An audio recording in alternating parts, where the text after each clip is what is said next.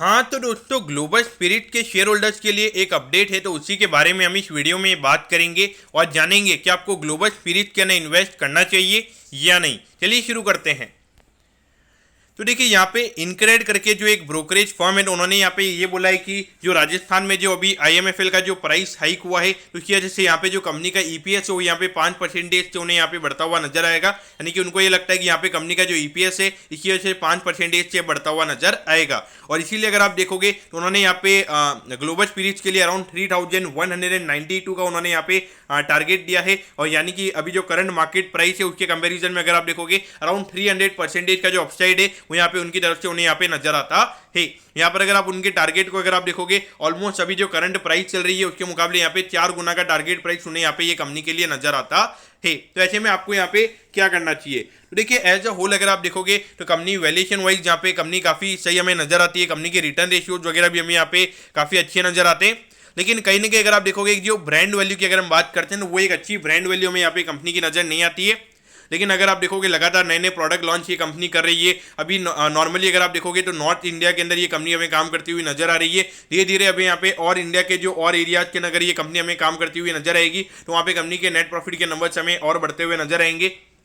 और अभी अगर आप देखोगे रिसेंटली जो इनके जो रॉ मटेरियल की कॉस्ट थे वो यहाँ पे इनकी बढ़ गई थी, तो उसकी वजह से इनकी कंपनी के जो नंबर्स थे वो हमें कम होते हुए नजर आए थे। लेकिन अगर आप देखोगे अभी जो रॉ मटेरियल की कॉस्ट है वो भी हमें कूल डाउन होती हुई नजर आई है। चाहे कोई भी कमोडिटी हो, सारी कॉस्ट की अगर आप बात करोगे तो हमें काफी कूल डाउन होते हुए नजर आए हैं। तो कहीं ना कहीं आने वाले टाइम पे जो कंपनी के नंबर्स है वो हमें काफी अच्छे तरीके से इंप्रूव होते हुए नजर आएंगे। तो अभी जो हमें हाई पी रेशियो थोड़ा देखने को मिल रहा है, यानी कि जो लगभग 15 से 20 का पी रेशियो हमें यहाँ पे नजर आ रहा है, वो कहीं ना कहीं आने वाले क्वार्टर्स के अंदर अगर आप देखोगे हमें 10-12 का करंट प्राइस में होता हुआ नजर आएगा। तो देखिए मेरे ख्याल से देखा जाए तो डेफिनेटली कंसिस्टेंट ग्रोथ ये कंपनी हमें दिखाती हुई नजर आ रही है। तो इस पॉइंट ऑफ व्यू से डेफिनेटली ये कंपनी आपके रडार पे होनी चाहिए। मुझे लगता है कि यहाँ पे ये जो 3200 रुपीज का टारगेट इन्होंने दिया है ये इम्पॉसिबल नहीं है, ये मेरे ख्याल से अचीवेबल है। अगर 2-3 क्वार्टर्स भी अगर कंपनी के अच्छे हो जाते हैं तो अगर आप देखोगे ऑल टाइम हाई भी कंपनी का 1700-1800 रुपीज के लगभग हमें यहाँ पे नजर आता है। तो वहां पर अगर आप देखोगे तो वो तो मेरे ख्याल से नॉर्मली अचीवेबल हो जाएगा, क्योंकि यहाँ पे इतनी बड़ी बात मुझे यहाँ पे नजर नहीं आती है। और ये जो 3200 का टारगेट है ये मुझे लगता है कि हो सकता है कि 2-2.5 साल या फिर 3 साल के अंदर हमें यहाँ पे ये नजर आ सकता है। और देखिए कभी कभार कुछ 1-2 क्वार्टर काफी अच्छे चले जाते हैं तो वहाँ पे मार्केट में यूफोरिया क्रिएट हो जाता है और कहीं ना कहीं चीजें वहाँ पे 1-2 महीने में भी हो जाती है। तो इस पॉइंट ऑफ व्यू से आपने यहाँ पे देखना चाहिए।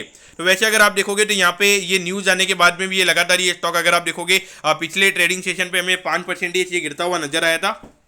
और उसका अगर आप मेन रीजन की अगर हम बात करेंगे तो ये था कि यहाँ पे थोड़ी बहुत जो रेट से रिलेटेड यहाँ पे कंपनी की बातें चल रही है, यानी कि किसी राजस्थान गवर्नमेंट या फिर किसी ने यहाँ पे कुछ रेट वगैरह यहाँ पे कंपनी के जो हेडक्वार्टर्स हैं वहाँ पे रेट पड़ी है, तो उसकी वजह से यहाँ पे मार्केट ने थोड़ा नेगेटिव वे में उसे रिएक्ट किया था।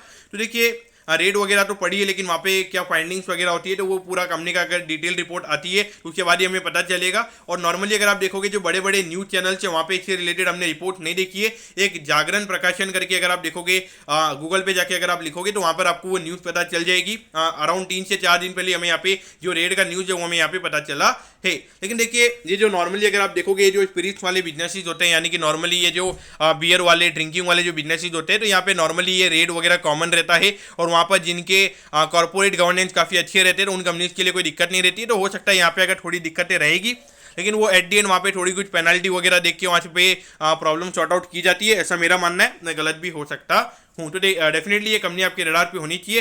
ये अपडेट हमको देना था, ये अपडेट हमने आपको दे दिया है। तो दोस्तों मैं होप करता हूँ कि ग्लोबल स्पिरिट के जो अपडेट के बारे में हमने आपको बताया है वो आपको अच्छी समझ में आ गया होगा। अगर आपकी कोई भी क्वेरीज है आप कमेंट कीजिए, मैं जरूर आपके कमेंट पर रिप्लाई करूंगा। ओके दोस्तों, thank you, have a nice day.